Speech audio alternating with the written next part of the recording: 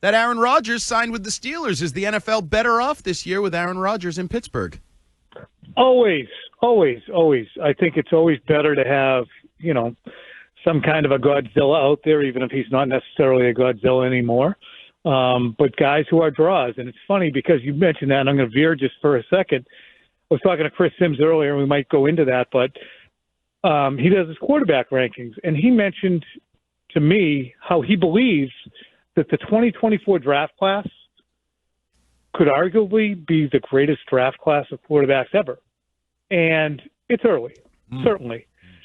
But when you talk about the number of quarterbacks in the league right now who are really good players, or very promising players, or compelling figures, he's right. I mean, the NFL is in a great spot, and having Rodgers there in Pittsburgh, which is, to me, a national-type franchise, international-type franchise, I think is great. So happy to have him. Love to hate him. You know what? On that point, Tom, let's keep with that 2024, draft class. Drake Maye obviously was a part of that, and you and Phil had a good discussion just about Drake Maye and where he's at and what people think of him and what you think of him. And I guess my question is, in your words, do you think is he ready to launch, or do you need to see more? Do you think this guy is for sure, hands down, the franchise player when you consider how things ended at UNC and only winning one game last year? How do you kind of make all of that square that in your head when it comes to Drake Maye and what his possibilities are? Teddy, I definitely would want to see more, need to see more to anoint him as one of the top 12 quarterbacks in the league. I imagine that he will get to that point, but it's still not irrelevant to me that, he kind of nosedived in his last 4 games at North Carolina. And he's still, as you pointed out, he's just got one win under his belt as a quarterback in the NFL. And they were end-of-game mistakes. And there is so much to like. And that's what Chris Sims kind of talked about during our conversation. But when he did his tiers of quarterbacks, and he had Maye around 12 to 15, it was, I need to see more. And you really do need to see more. You expect to see more, but until you see it, he hasn't done it. And it's interesting because when you look at the OTA the other day, after 2 weeks of OTAs in which he was uneven and turnover prone, he had a terrific one on Monday. So that might be the experience. And Ted, you lived through it with Drew Bledsoe.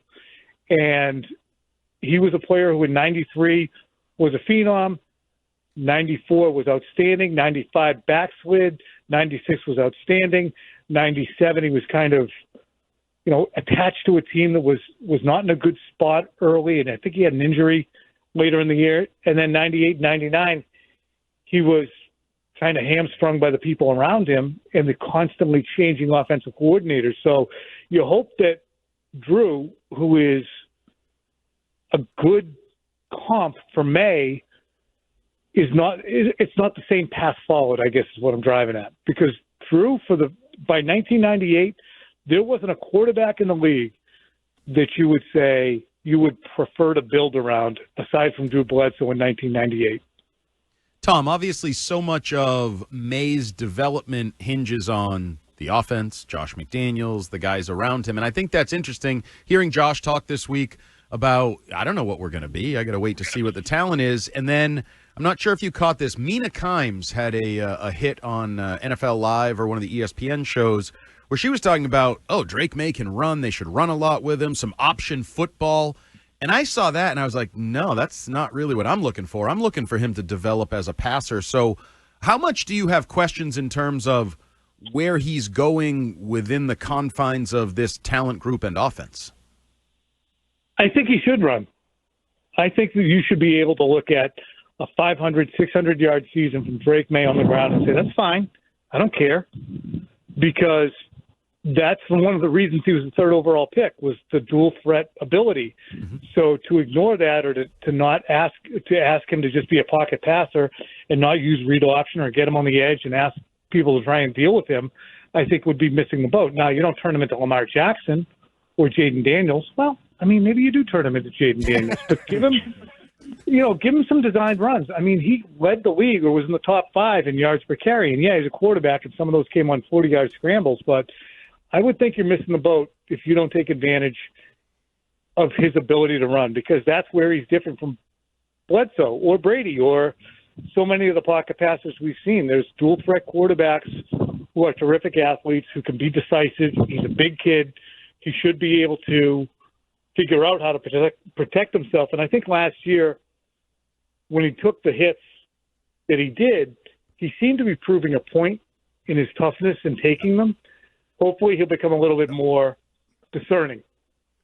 Yeah, let's hope. That would be great. But I agree with you 100%. The guy, he's an athlete, so it'd be stupid not to take advantage of that. You talked earlier today, Tom, with Chris Sims, and my guess is the topic of Josh McDaniels came up. What were his thoughts, and in your thoughts, just in general, about the impact Josh McDaniels is going to have on Drake Maye? The ability to exploit the middle of the field and the intermediate is the biggest thing that he was mentioning. Because as Sims pointed out, he was terrific down the field, and he threw a lot of checkdowns, but the middle of the field and his accuracy there was not great. And a lot of that might be tied to the fact that really Demario Douglas was the only player who could make himself available at the second level. So what can Josh do with a guy like, it's premature, I don't care, Efton Chisholm? Because we see him already in the third OTA running with the ones. Kendrick Bourne is in there, and Efton Chisholm catches like 7 balls. So to me, I look at Josh and the ability to turn somebody into the Julian Edelman, Danny Amendola, whoever's the underneath guy who can exploit linebackers and the second level between, 5 and 15 yards. That's where Drake Maye has to excel, because we didn't see a lot of that. And a lot of it seemed to be tied to he wasn't sure if guys were going to be available, and some of it was processing. But to me, hopefully Josh can unlock that. Tom Curran, NBC Sports Boston, here with us on WEEI Afternoons. Speaking of the receiver position, have we reached the point with Stefon Diggs? Is it water under the bridge, nothing to see here, move along point, or are there still some questions about Diggs and his stable future in New England? I think they'll be ongoing until he strings some days together and attendance together where you say, okay, it's no big deal, he's fine. That was an aberration. He was away for a week. There was an impolitic video that was disseminated, and he wasn't at OTAs, but the next week he came back to OTAs. He's still on a bad ACL or recuperating ACL, and he's out there for virtually everything going 80%. And to me, that was eye-opening. And it can't be a coincidence that he misses, there's the video, and then the next week he's not just there. He's taking part in 2 minutes. Again, 75, 80% speed, but he's out there for every single snap over and over again and cutting and showing an ability 7 months in. And I think the other thing that kind of rides sidecar to this is the fact that if he has to pass the physical first, and I'm sure he hasn't passed the physical, I know it was a talking point earlier this week, there's a difference between working at OTAs and being cleared to work full contact in games. So I'm sure he hasn't had that yet. But this would probably be, to me, a little bit of a shot across the bow from Diggs to say, go ahead and try and fail me on a physical in August. I was doing this in June. Yeah, interesting. He does look. I mean, looks for the video I've seen. I mean, the guy looks like he'll be ready for week 1. So interesting. Tom, there's a lot of talk about maybe this being a rough start for Vrabel's tenure here. Just having to integrate new staffers. Bringing in mixing philosophies, maybe navigating the Stefon Diggs stuff. And then, maybe the DC not being there for health reasons. Do you think that talk is overblown, or do you think there's something to it?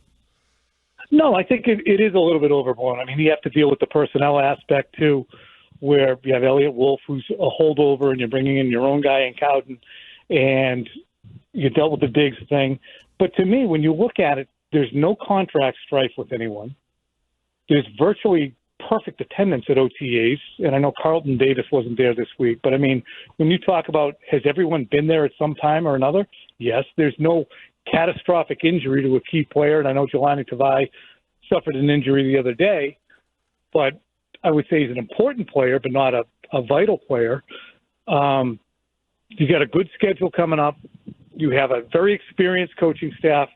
To me, I think the hardest thing for Mike Vrabel, Teddy, is dealing with the expectations that now fall on him of, if you look at the schedule, you look at the presumed improvement of Drake Maye, you look at the fact that you have all these coaches, you should win 10 games, Mike.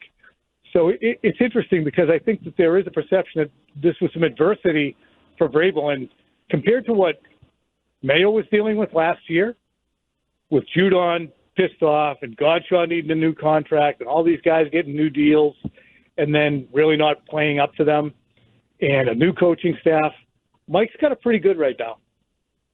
Tom, before I let you go, I want to ask you about something that we were just talking about in regards to Alex Cora and even Marco Sturm and this modern coaching landscape where you take cues from the front office and you get all these analytical reports. And then there was word today the Patriots hired a new analytics guy from the 49ers. I'm not going to say his name because I don't know how to say his name yet, and it's a little overwhelming for me. But my question is Mike Vrabel a part of that world? Like, are the Patriots an analytics team? Is Elliott Wolf and these guys, that some people would call nerds or whatever, are they impactful on what Mike Vrabel and the Patriots are going to do? That's going to be really fascinating to watch play out because I don't think Vrabel's, a Luddite. I think that he will embrace the idea of analytics and say, look, generally speaking, this doesn't work.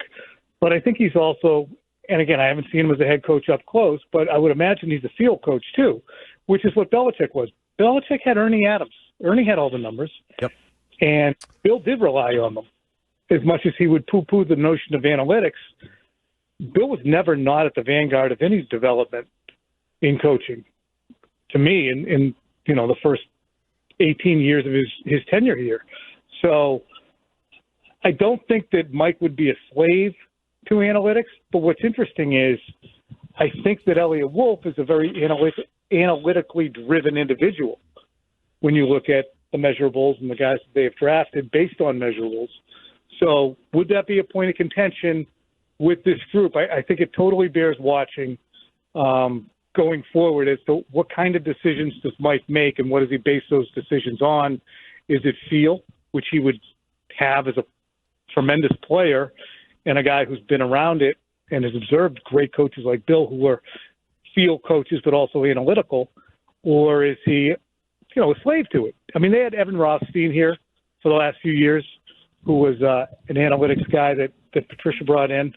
So it has been a part of it, and I think you're doing yourself a disservice if you don't use it as a tool, but never use it as the rule. Good call, Tom. I got one last little question for you. All right, brother, I got to get your thoughts on this. I was listening to you and Giardi on Early Edition the other night. You guys had a fascinating discussion about Bill Belichick and what's going on at USC. You guys were playing audio from Pablo Torre, who said to Bill Simmons that his inner circle, Bill's inner circle, is deeply concerned about Jordan Hudson. And you made reference to just maybe being a little bit surprised that UNC hadn't done a better job of vetting, like Bill Belichick, and maybe knowing what to look for, because Pablo Torre said that people at UNC are kind of surprised by some of the stuff that's going on. You not so much. Just your thoughts, if you could expand on that, if you would.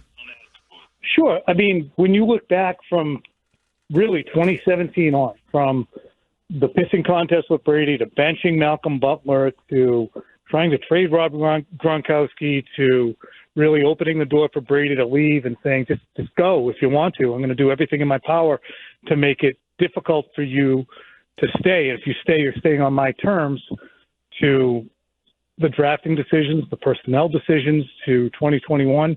It's been a little bit erratic, and Bill has tended to do what he wants, when he wants, and doesn't feel as if he should be questioned for it. So to me, there's been very few people to put checks and balances on him. So the notion that Bill has gone to North Carolina and done things his way and rolled North Carolina as a program and a university under the bus a number of times before they've even played their first game, it shouldn't be a stunner. I mean, when you really look at how things went here in New England over the last 7 years, dating back, it shouldn't be a stunner. And when you look at Mike Lombardi, I think it's fascinating because certainly when you look at Bill and the decisions, you don't want to see visited upon him anything that really tremendously harms the guy's reputation, because he's been important to fans and media and, Ted, even to you. I mean, you've had your times where you cross swords with him, but, I'm sure he's an important individual to you. You don't want to see somebody go up in flames.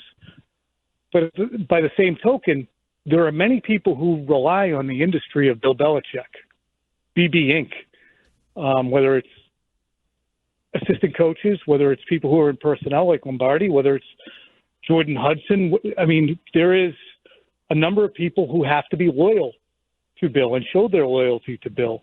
And if the host fish goes down, then of course there's going to be concern. So the concern of Mike Lombardi about the presence of Jordan Hudson, I look at it and I remember, when you look at the assistant coaches here, and they always vied for Bill's attention and favor. And I think Bill likes it like that. I think he liked it like that with the media too. I think that he would play most favored nation status with different members of the media, myself included, over different times, and then he'd move on to the next guy. And you eventually realize, kind of getting played here. And what's the upside to it? So it's a fascinating dynamic, and it's always fun to get Bill on the couch and try and figure out what he's thinking. All right, Tom, appreciate your time. We'll catch up with you again next week. All right, guys, take care. See ya. That was Tom E Curran, NBC Sports Boston.